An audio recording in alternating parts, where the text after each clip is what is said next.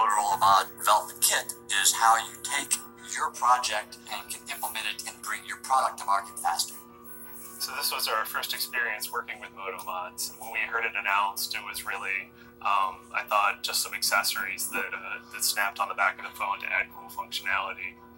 But when we started reading about it on the development portal, we realized there were a lot of different interfaces that are available from the phone out into the mods. The MDK is a great platform for being able to very quickly be able to take any sensor and be able to very quickly get it wired in and talking all the way through to the Android stack. The Moto Mod Development Kit lets you build any Moto mod without the complexities of finding your microprocessor, finding your high-speed bridge. The reference Moto Mod gives you all of those by default, as well as a battery and charging circuitry. So you can use that as your baseline for the project and focus just on what you want to produce, as opposed to having to create an entire Moto Mod yourself. So when you purchase the MDK, you'll get what we call the reference Moto Mod. This contains the Moto Mod's microprocessor, the MUC as we call it, as well as the Moto high-speed bridge, a battery, and a charging circuit, so you can actually use this remotely, as well as debug and data interfaces. And then finally, we have a second data interface that can also be used for MyDP, or Mobility Display Port, so you can run graphics out there. We have a breadboard or a perforated board, so you can take your project and solder right to it. Pins are exposed, power rails are exposed, test points and solder points, as well as one of my favorites, a Raspberry Pi hat adapter. This board lets you take Pi hats that exist, there's hundreds in the market already, and just write some firmware for them. We currently have 4 personality cards, an audio personality card, battery and charging is very common, display, that's one of our more complex ones, and our raw sensor interface. From a hardware standpoint, you'll need a Moto Z, that is a requirement. You'll need a USB Type-C cable and a computer running Linux. That is, to start, really it. The reason we chose the mod was mainly due to we were trying to solve, a real consumer problem.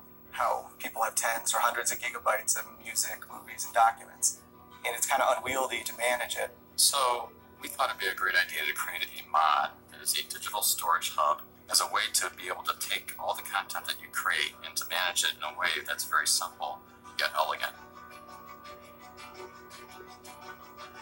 We call it the camp mod because its purpose is to help like a group of friends who go camping. They go out, they all have this mod and they can keep track of each other, and to save their battery they can use a walkie-talkie feature, so they'll still be able to send each other their GPS locations, but they're not using their modem, they're just purely on a walkie-talkie. Yeah, it's a real pain when you're out of cell range. The mod is more for being able to download an offline map and then being able to navigate and place other people in your party off-grid.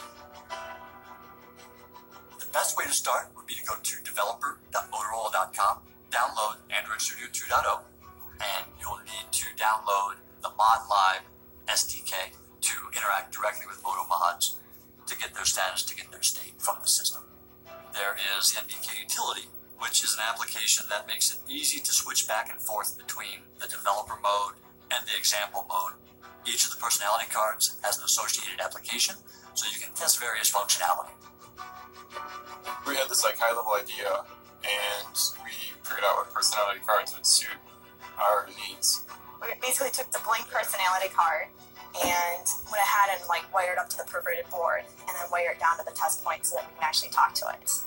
Beyond simply phone tools, we use OpenOCD and GDB as our debugger tools. So to flash your firmware, you can either use the MDK utility and flash firmware files directly from there, or using OpenOCD, you can flash it directly to your reference Moto Mod. We've made a point to use as many existing Android interfaces, APIs, and behaviors as possible. That means every application gets mirroring by default. So if you're using standard Android interfaces, it just works. No changes needed by third parties. But where those don't work, where you want some custom behavior, we have both USB interfaces and an interface we call Mod Raw. The raw interface is just an unstructured type that you can use however you like. Once you have a final project and everything is done and ready, you will submit your designs for self-certification.